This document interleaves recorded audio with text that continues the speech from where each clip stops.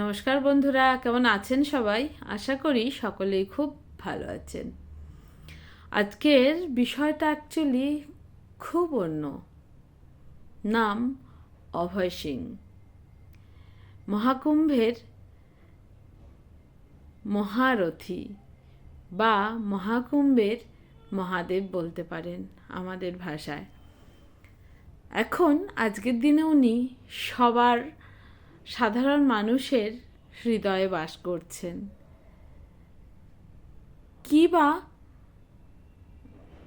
পেয়েছেন উনি,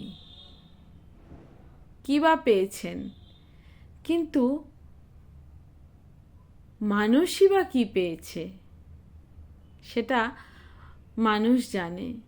কেনই বা হঠাৎ ওনাকে এত দেখছে সবাই, কেনই বা এত সবাই ভালোবাসছে? আসলে আমাদের এই শরীর একটা স্ট্রাকচার, এই শরীরের ভেতরে একটা সুন্দর বাচ্চা শিশু আছে, যেটা হচ্ছে মন। সবার আছে, প্রত্যেকের মনটা না একটা ছোট্ট বাচ্চা শিশু তার কাছে। সে যখন ওই মন নামক বাচ্চাটাকে বলে, আচ্ছা না এটা করা চলবে না, ওটা করা চলবে না, বাচ্চাটা কিন্তু অবিরাম অনর্গল এটা বলতে থাকে, আমি এটা করব, আমি ওটা করব, আমি সেটা করব। আর আমরা বড়রা শাসন করে ওই বাচ্চাটাকে সবসময় শাসন করে রাখি, না এটা করো না, না ওটা করো না। তো এই মন নামক শৈশবটা বা বাচ্চা শিশুটাকে যখন আমরা শাসন করি, তখন সে আমাদের কন্ট্রোলে থাকে, তাই আমরাও আমাদের কন্ট্রোলে থাকি। আর যখন আমরা মন নামক এই শিশুটাকে আমরা কন্ট্রোল করতে পারি না, তখন ওই বাচ্চাটা কেউ আমরা কন্ট্রোল করতে পারি না, তখন আমরা পাগল অন্যের চোখে, সমাজের চোখে। অভয় সিং যদিও স্যার, আমি ওনাকে খুব রেসপেক্ট করি, by heart, not by mind, by heart. তো অভয় সিং স্যার ওই মনটাকে কখনো কন্ট্রোল করেনি, কন্ট্রোল করতে চায়নি। কোনো রুলস নেই, কোনো রেগুলেশন নেই, কোনো বাধা নেই, কোনো বিপত্তি নেই। মনটাকে সবসময় মন যা বলেছে তাই করেছে, তাই উনি সমাজের চোখে পাগল। ডেফিনেটলি অনেকেই বলতে পারে পাগল, আবার অনেকেই বলছে अरे क्या अंदाज है, अपने लाइफ कितना मस्त तरीका से जी रहे ना। गम तो है, बहुत है, मगर क्या करे, गम को गोद में लेके चल रहे हैं। पता नहीं कब तक चलेगा, मगर बहुत सारा प्यार मिला, बहुत सारा। উনি কি করছেন বা কি খেলছেন তা জানি না, তবে যেটুকুনি মনে হয়, মনের সঙ্গে মাইন্ডের একটা দ্বন্দ্ব হয়,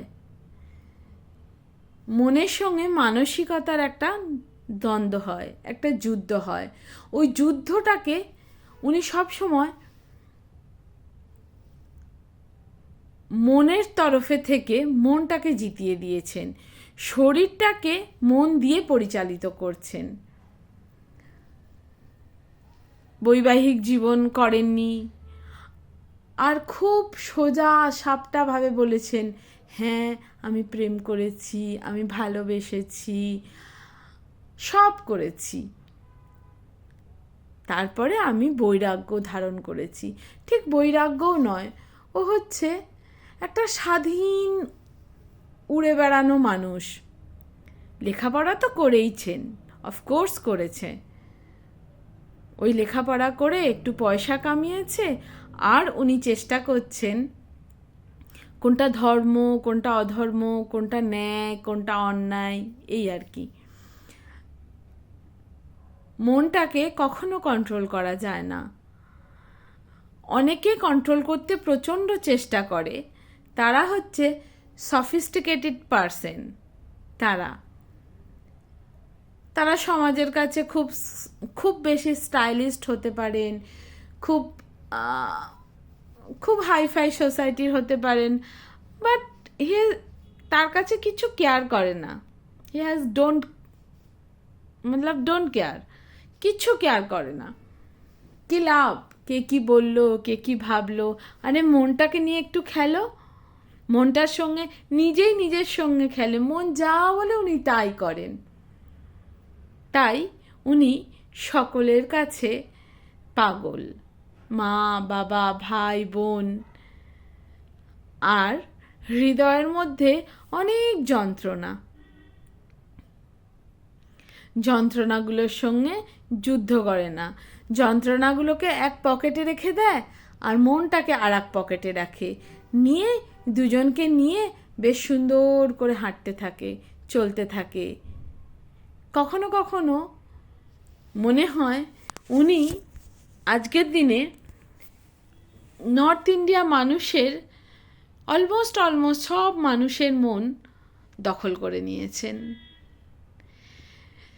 নেক্সট এপিসোডে আপনাদের ঠিক অভয় সিংয়ের স্যারের সম্পর্কে আমার কি মতামত আবার জানাবো। নমস্কার।